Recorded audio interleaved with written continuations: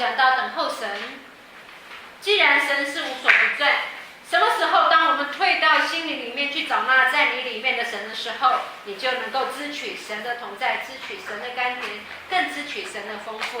然后我相信这几个礼拜我们又开始恢复亲近神的那一个操练哈，然后不断的去做，现在已经到达了外面人的安静，今天会讲到内在，不是外面安静，里面就跟着安静，里面是有很丰盛的。当我们在安静等候神的时候，里面是很有激荡的，不是就是这样子很容易睡觉的这种人，就是因为里面没有去激荡与神的那一种爱情的连结。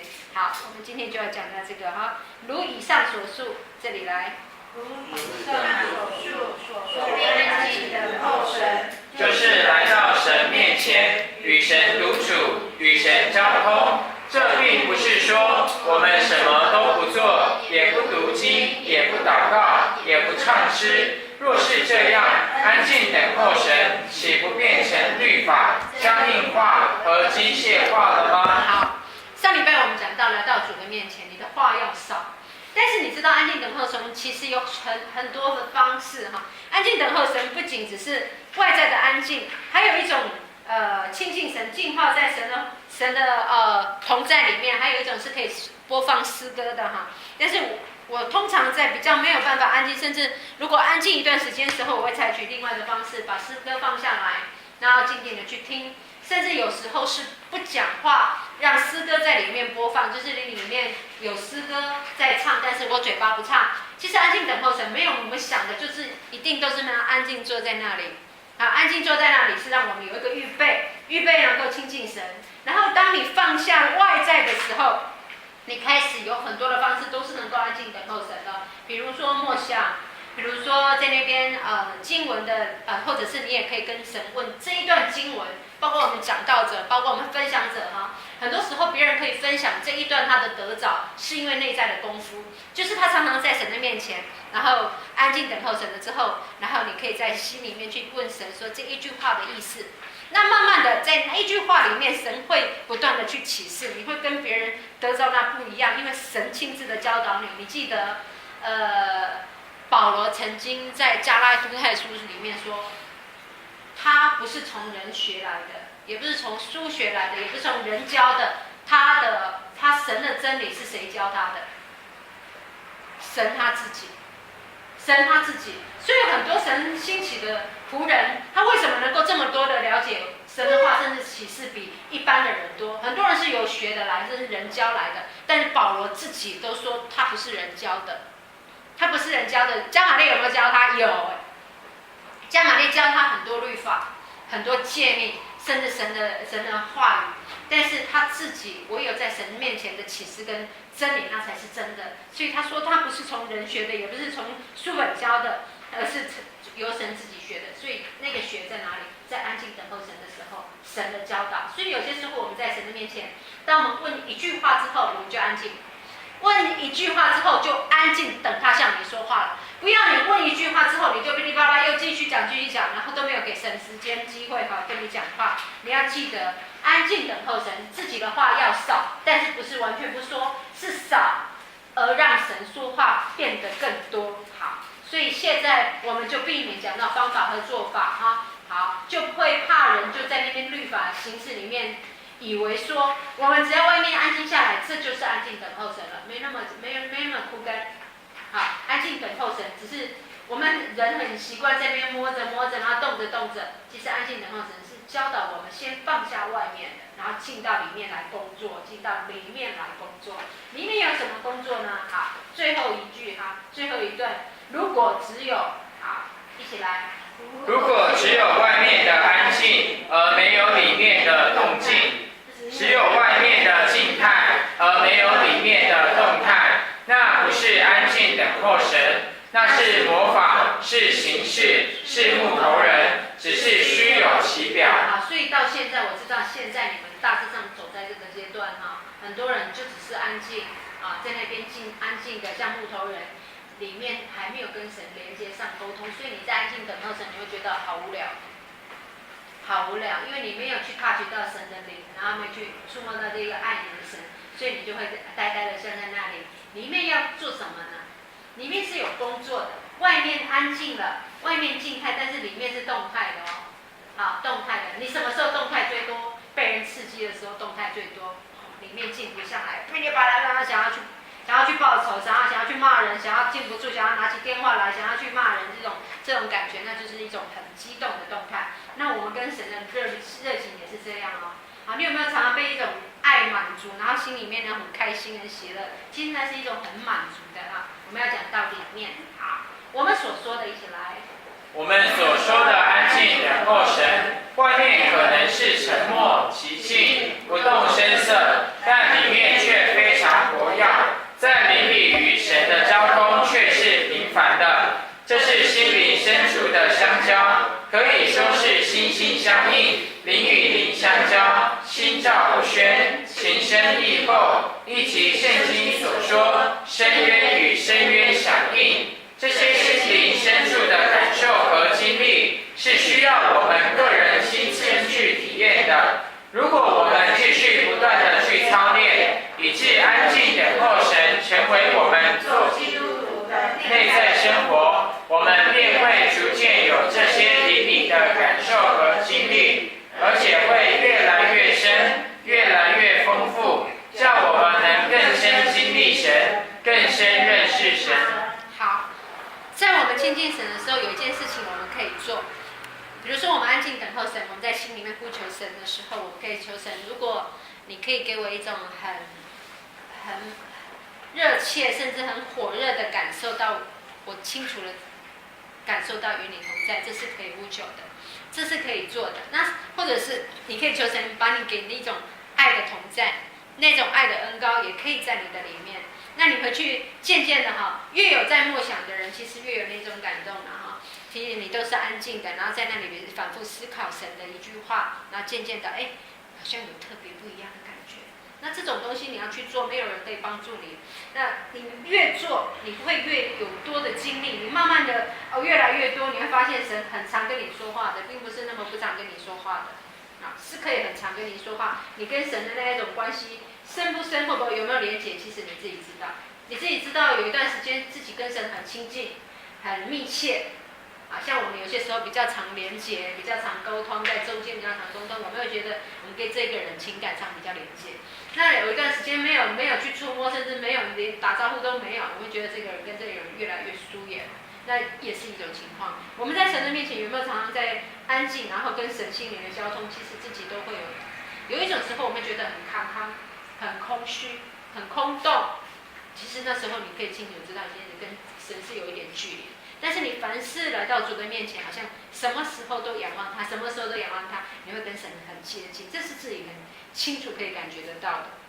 啊，除非你是那种感觉很麻痹的人啊，不常敏锐，不曾经跟神这么亲密的交通，或许你就不会感觉到。但是如果曾经经历过亲近神的，其实自己都会很清楚的。好，接下来讲到内在生活的时候，就是安静等候神的时候，还可以读经，可以祷告的哦。好，一起来，我们在安静等候神时，也有读经，也有祷告，有时也可以用诗歌帮助我们进入神的同在。好，学几个帮助哈。一个，你可以用诗歌，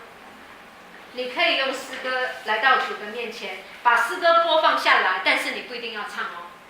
你不一定要唱，用心灵来唱，用心灵来感受到诗歌。当诗歌一放，里面的歌曲，我们等一下我们这边有没有可以放出来的那些音乐？你可以从歌词里面去touch到神，比我们用嘴巴唱出来还能够更感动哦。等一下谁的手机可以放很大声的音乐？可以放吗？对呀。大声吗？好。那等一下呢，我们在诗歌里面会清楚的听到一些歌词。但是你不要唱出来，唱出来是一种敬拜跟赞美。但是当我们用心灵来感受那个歌词的时候，反而更清楚的与神连接上来，这是很深的感动啊！好，我们把这一段看好，我们来用诗歌，那他用几个方式，我就用几个方式带领你们安静等候神，不是那么单单的就我俩就这个家哈，单单的你可以那个读经，也可以唱，播放诗歌，唱诗歌。然后这个都可以。好，现在我们讲到一种叫做唱诗可以帮助我们进入神的同在。好，接下来，但这种读经和祷告与一般知识性的读经和祈求或代求的祷告是大不相同的。基本上，这种读经是以神交通为主，一面向神说话，一面听神向我们说话。一般人所说的读经或查经，都是以追求圣经知识为主；一般人所说的祷告，都是以祈求代祷为主。但我们所说的读经，是以留心聆听神透过圣经向我们说话为主。这远比我们追求圣经知识重要得多。好，这里画下来，留心聆听神向你说的话，比你在外在追求圣经知识要重要的太多了。我说你宁可不要在那边灵修，一天在那边一直看圣经都没有停下来，让神跟你说话。当你亲近神，总比你在那边念很多来的好。真的静不下来去读经的时候，你宁可安静下来亲近神会更好。好，所以不要把读圣经当作例行公事。我再说一次，真的不要把每一天的灵修当作例行公事，甚至连祷告假装的祷告，或者是睡前那个起床的那种祷告，变成一种公式化，那没有做就觉得不爱神。你宁可是很自由的，在随时随地献上你的心，那会更好。好，那神更喜欢你来到他的面前，问他、求他，甚至以前告诉我的这个牧者，他告诉我，你来到主的面前，如果有一句神的话语来的时候，神问你知道这一句话的意思吗？你一定要说不知道。你知道神就不讲话。比如说我上礼拜在那里面有讲到什么是舍己。那你就直接你可以进到安静等候神里面去想舍己是什么，然后再在神的面前舍己，主告诉我，那你就安静，那你看看你自己可以领受什么，你可以领受什么。好，像我曾经在去默想什么是向着标杆直跑，那我就开始前面有一个标杆，那我如何跑得比别人快呢？我就开始有很多的东西出来了。在神的面前，我只看那个标杆，那向着标杆直跑，我就想到，大家都在追啊，众童女都在追啊，那我怎么跑得比别人快？不是去把别人绊倒，然后我自己来跑，不是这样。我怎么跑得比别人快？有方法，别人都在跑，就像我们基督徒一样，每个人都在追神，为什么有人追得到，有人追不到？所以我就开始想方法。然后在我跑的时候，会不会其他事情诱惑我，以至于让我的速度变慢？好，那我们跑步的时候，有些时候是怎么样？不常操练，所以不常跑，甚至有些天然人的因素，我跑不快，对不对？那在基督里面，我们为什么追不到神？有太多诱惑了，对不对？包括蠢猪系列还有跑不快的那一些那个诱惑，那还有拦阻我们追求的，包括我们的家庭，包括我们的儿女，那些都是我们的拦阻啊。这些东西都是需要安静里面去想很多的，你可以设计很多的问题，然后很多问题再跟神讲。亲近神，问圣经，其实是一个非常重要的事。特别在我生命当中，如果没有亲近神我昨天在跟一个同工讲到说，从开始讲到以前到现在的讲到，可以这样一直不断，其实都是默想来的。我也不是从人教，不是从知识里面去学，我还是神教的，不然你的讲章不可能每一个礼拜就是这么的丰富，每一个礼拜要有一篇讲章出来，对所有的神学生，对现代牧者都是惧怕。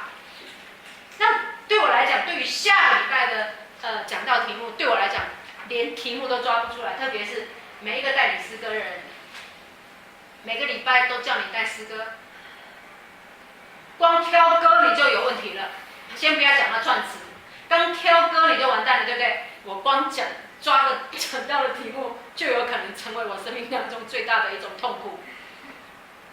我到底这礼拜要讲什么？到礼拜我今礼拜要找什么敬拜，什么诗歌，每个礼拜你都会用干的，你知道吗？对于下个礼拜都是这种很大的惧怕，或者是当我们今天是不舍己的人，是一个不舍己的时候，我常常在那边我就软弱了，我累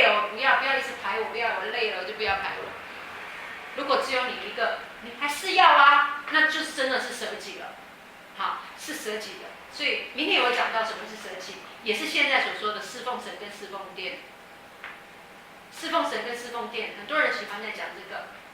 你在服侍，你到底是侍奉神还是侍奉殿？简单来讲，不要讲高深学问哈。简单来讲，侍奉神跟侍奉殿的差别在哪里？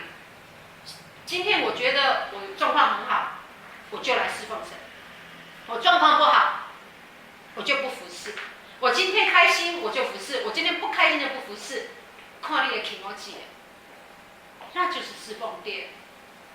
今天我今天就是一个奉献给神的人。今天我舒服不舒服，我开心不开心，我有没有累，我有没有什么样外在条件，是不是我的家人拦住我要不要做，怎么样，然后很多的方式不让我去做，我还是要做，那就是侍奉神，那就是舍己。简单来讲是一样的道理，一样的道理。今天已经你是一个侍奉神的人，就没有其他的理由跟借口拦住你了，没有借口，没有理由，这就是舍己。因为你知道你已经献给神了，你怎么能够说我今天不愿意，我今天不适合？我看看我最近属灵的光景很低下，所以我不适合侍奉。你在侍奉你自己，因为你一直在看自己的软弱。今天我们讲到旧约，我们讲到旧约这一些大祭司，如果他今天他是被神所按立的大祭司，是神所按立的祭司，他是为百姓献上的。他的圣洁跟他的配与不配，不在于他自己，他是被神选上的，他就是一定要在殿中侍奉的。他能够说：“你今天来拜托我侍奉，还是我今天无盖好哈，我身体不舒服，我今天不方便，我今天怎么样，体质没盖好，所以我没有办法帮你献上。”你不是一个献给主的人，不是，不是。你就只是一个百姓，不是侍奉神的人，你在那边自己看自己好了。今天我们每一个人都是分别为圣的，今天我们每一个人都是神所拣选的祭司，谁来找你祷告，你就必须为他祷告。阿们，这是侍奉神。每一个人来找你服侍他，你不可以说我今天状况不好，你不要来找我。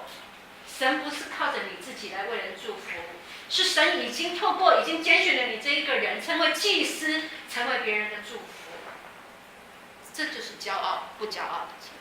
有没有自我的情况？已经没有骄傲，没有自我，因为随时随地你都要怎么样被差遣，随时随地都要被怎么样？你就是仆人嘛，没有你方不方便，也没有你自己要不要，你没有你自己的意思，那叫做是舍己，那就是侍奉神或侍奉殿啊。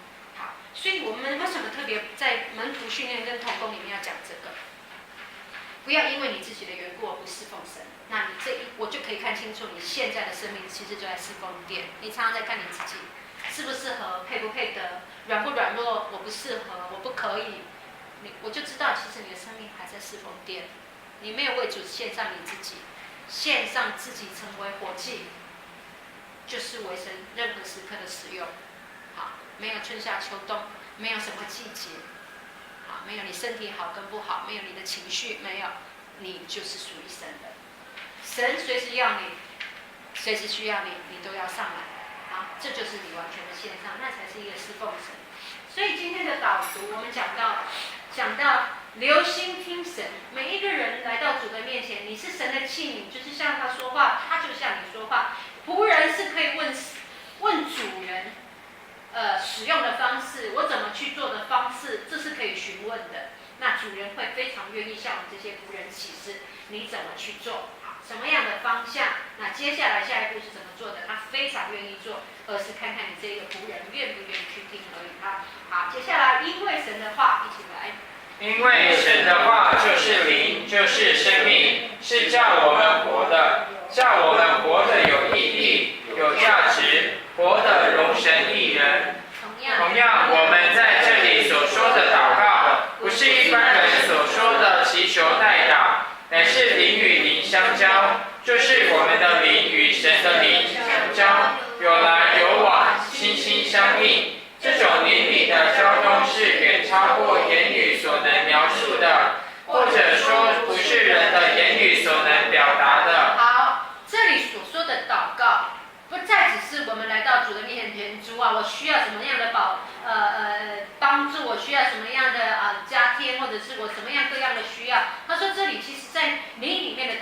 是只是这样哦，灵里面的代表就是有相交的，就是你问他会回应的，叫做深渊与深渊响应，是灵与灵的相交，心与心的那一种有来有往的哦。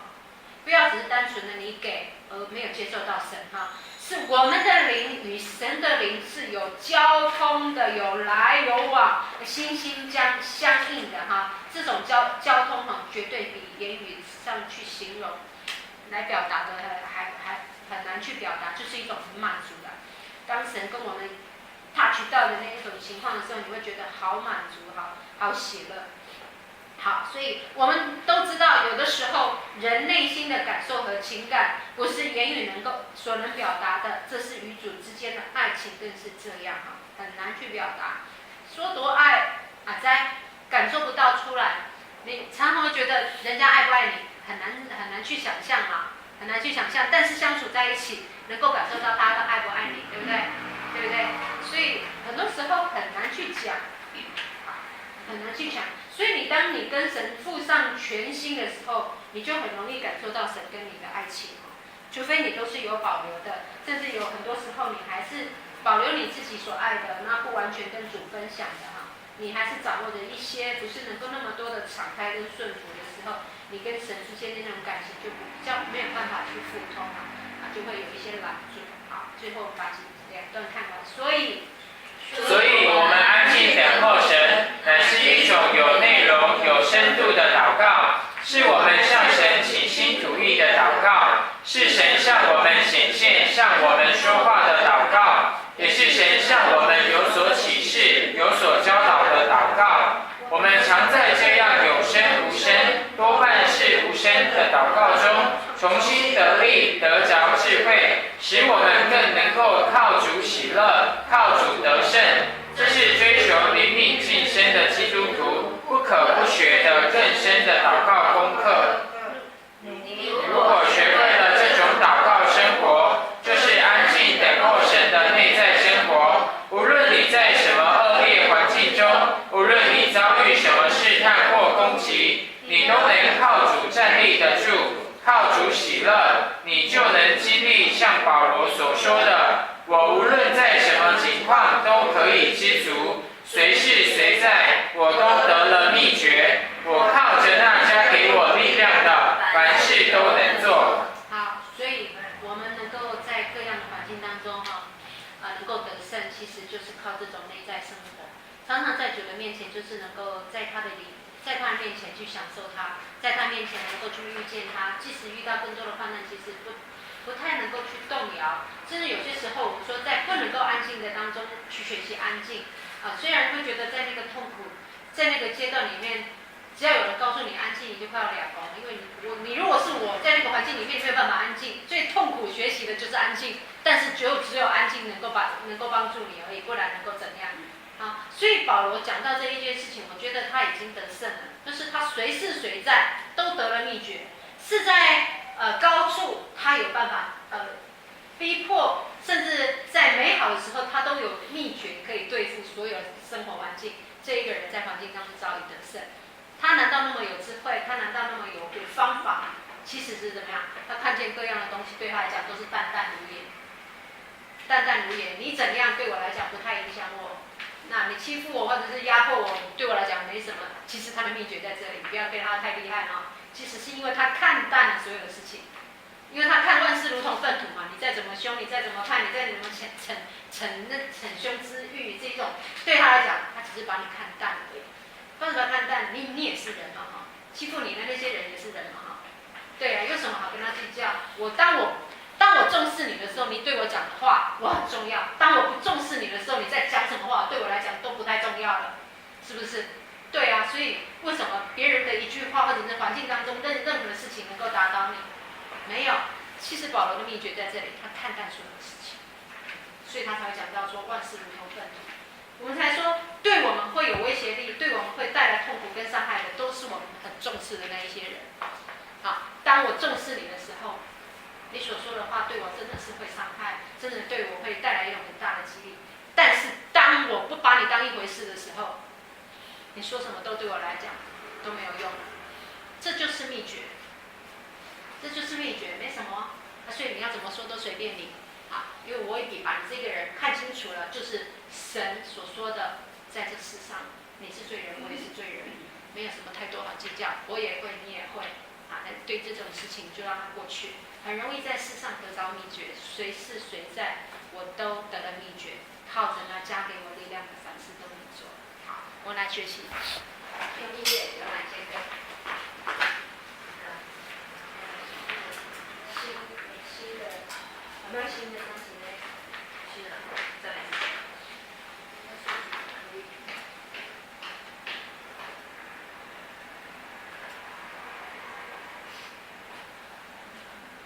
讲最大声，好吧？电灯关起来。就是这一颗。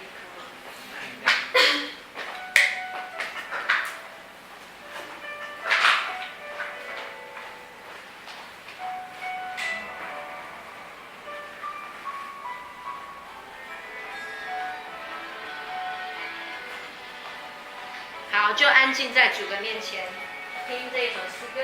当他唱完之后，再让我们安静一下下。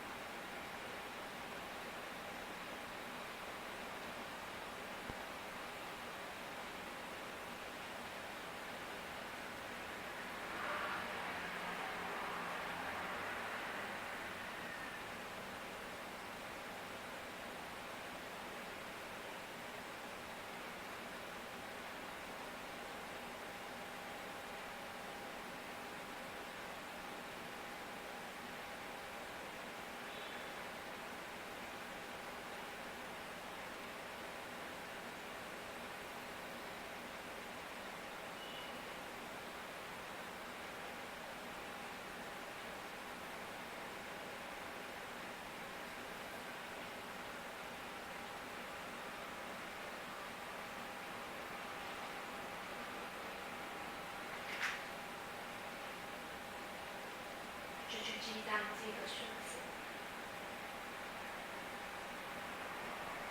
到底我们生命当中还有什么事情让我没办法去顺服？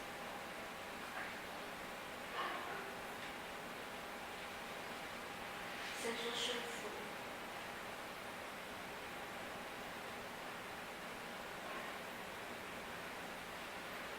但是看见你对神的爱，还是看见那个爱你的神，而我们愿意顺服。当我们听完诗歌，在里面就是激荡这个诗歌里面给我们的意见，顺服。所以内心里面其实是一种很火热的一个激荡。主啊，帮助我顺服。知道在我们的肉体当中，要顺服是不容易的，但是在口头上，我们常说我要顺服，我要顺服。其实从小到大，其实从每一天睁开眼睛当中，我们都一直在顺服神，一直在安静等候神的时候，外在的这一些行为都停下来的时候，内心却被激荡了起来，来到主的面前，主问你顺服吗？对于我每一个教导真理，你顺服吗？是甘心乐意的顺服，还是被逼迫，甚至是痛苦当中的那种顺服？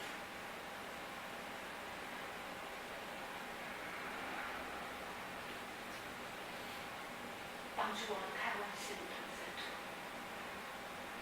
主啊，帮助我们将眼目转向你。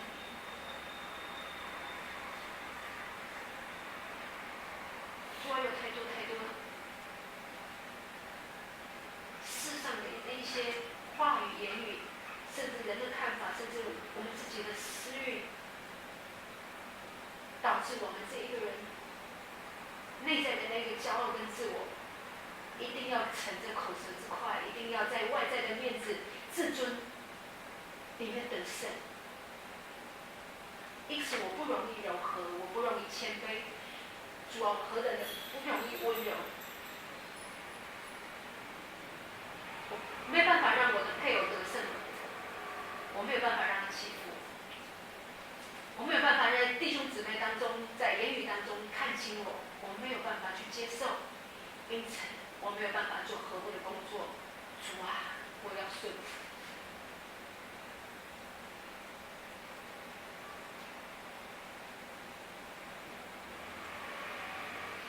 主啊，在服侍、在侍奉上，我常常看见自己的软弱，我看见常常我自己害怕的那一种疲累跟懒惰。因此，我害怕更多的服侍找上我，我害怕在各样的环境当中，我都要来侍奉你。主啊，我不是一个顺服、愿意舍己的人，我不配成为一个跟随你的基督徒。主啊，教导我们顺服，带领我们顺服。带领我们每一个人活到这个内在里面，这个内在生活，这个安静的过程，乃是一个自省的开始，是一个可以常常反省自己，而不是看见别人的不是，而是看见自己，看见自己，改变自己，更新自己。主啊，帮助我们进入内在的生活里面重新得力，帮助我们用那得胜的生命随时随在。就像保罗一样，我们所得的秘诀，乃是看万事如同尘土，为得着你所喜的，为得着你所喜的。谢谢耶稣，奉耶稣基督圣名祷告，阿门。好，打开我们的灯。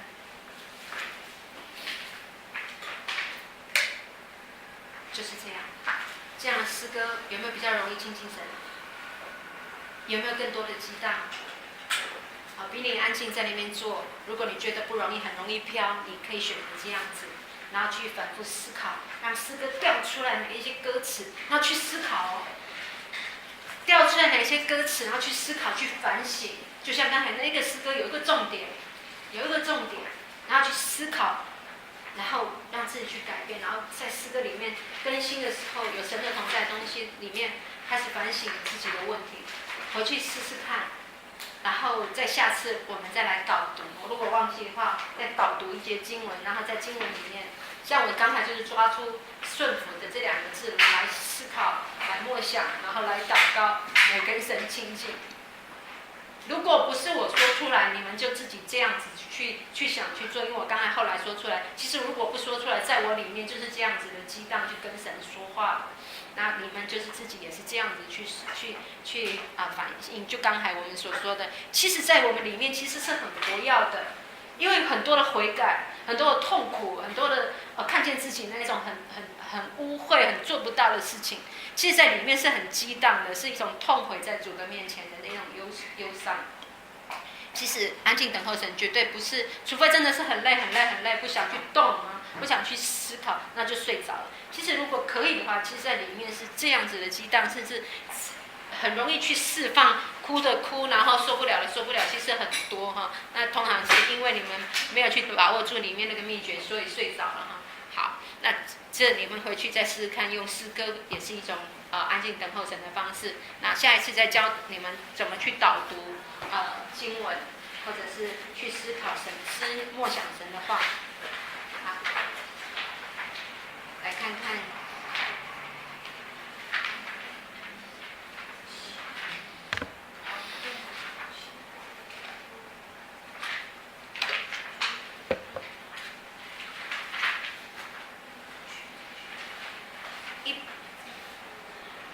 192面。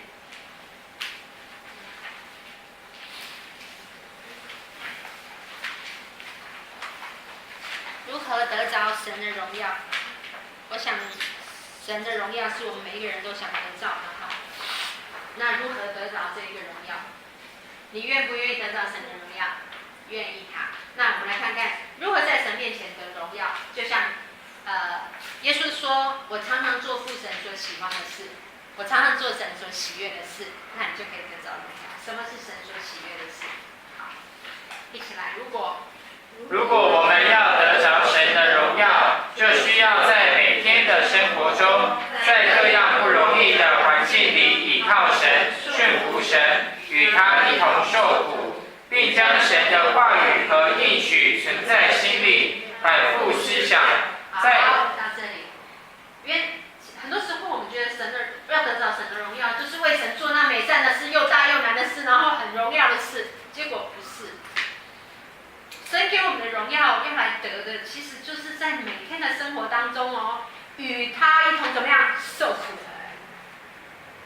你是越受苦的人，你越懂得荣耀，但是你没有一定得胜。在受苦的当中，我们说我们会像以色列民一样，发出埋怨、抱怨。那有没有荣耀？有没有荣耀？没有荣耀哈。神在每一个环境里面，每一天你一定有你的重担，没有办法胜过的哈。但是神说，这就是量给你的这种不容易的环境。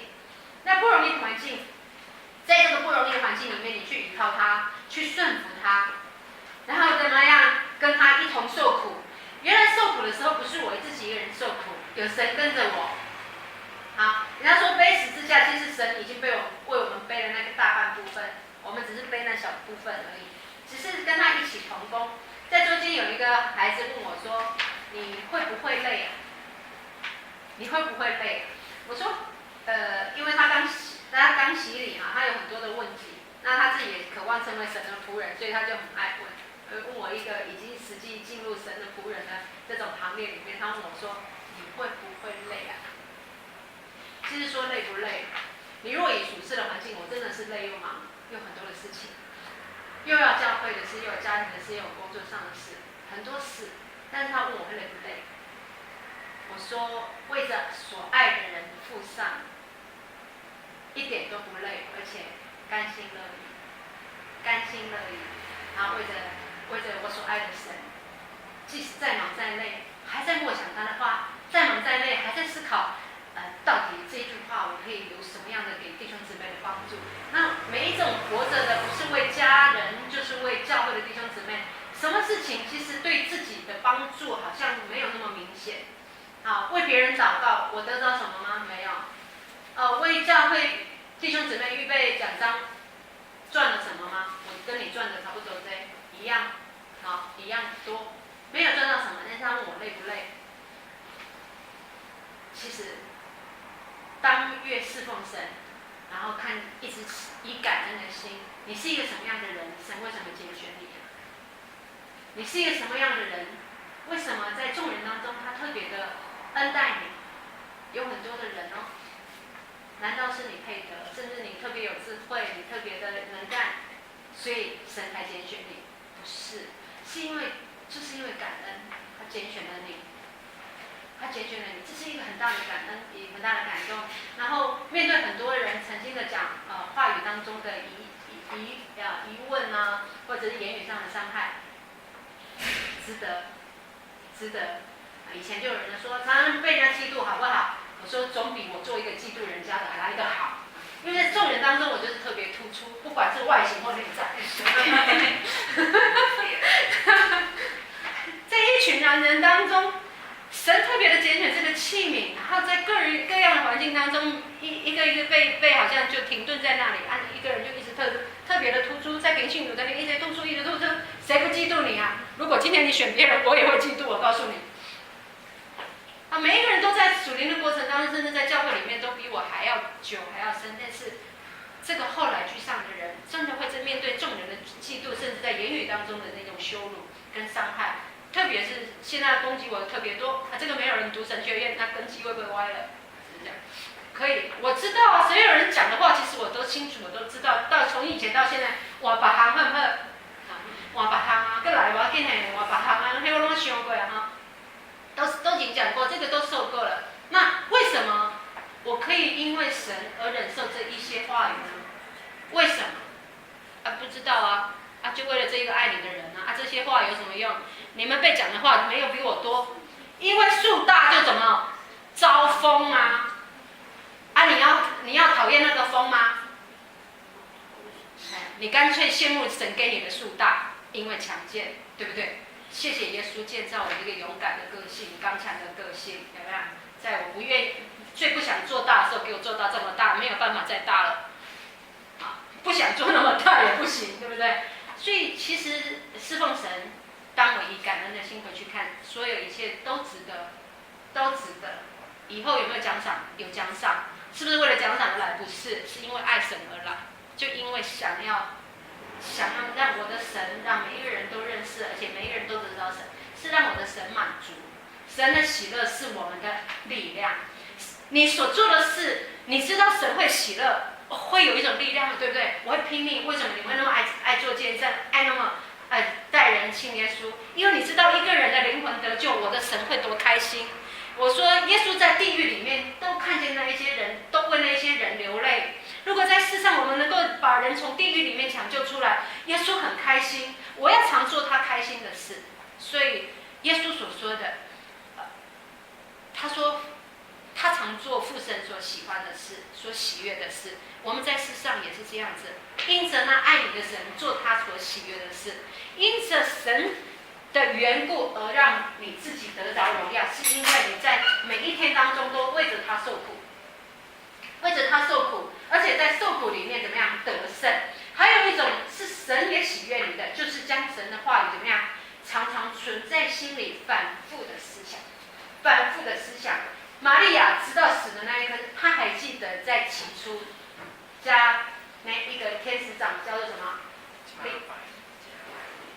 加百列，利百加百列，告诉他，你是一个有福的女子，在你的身上有神的国度要出生了。他反复思考，直到耶稣钉十字架那一刻，他还记得。这一个人喜欢把神的话语存在心里，反复的思想，所以。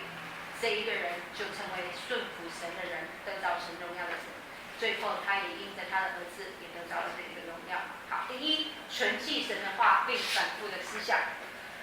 有很多基督徒把神对他们说的话告诉我，可是隔了一段时间之后，他们又回到本来的样子，又开始怀疑不信了。我总要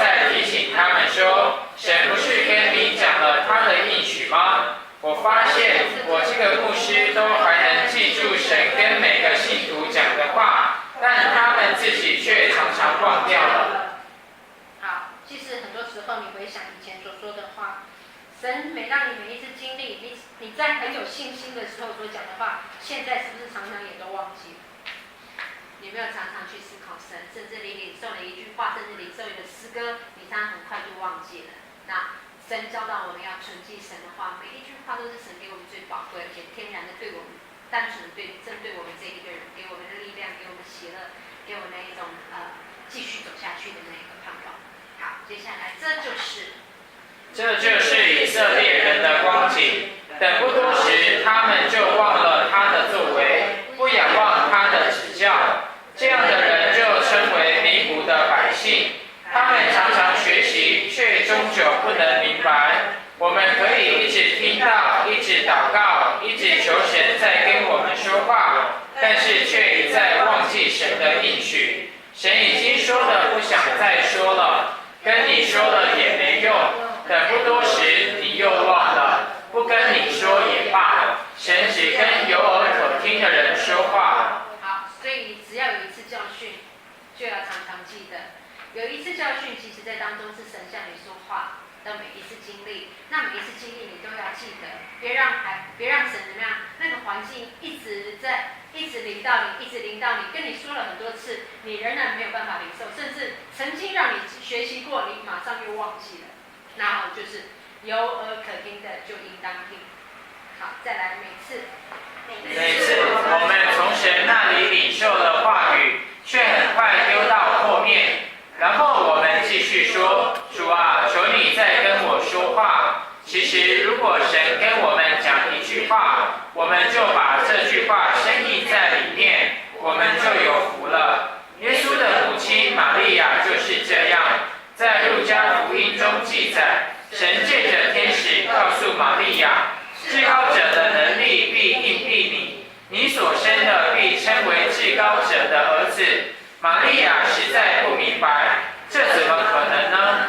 从古至今从来没有听过这种话。虽然如此，她还是相信这些话，并一直存在心里，反复思想。多年以后，她仍然对这件事记得很清楚。为什么？因为她将神的话和应许存在心里，反复思想。好，就到这里。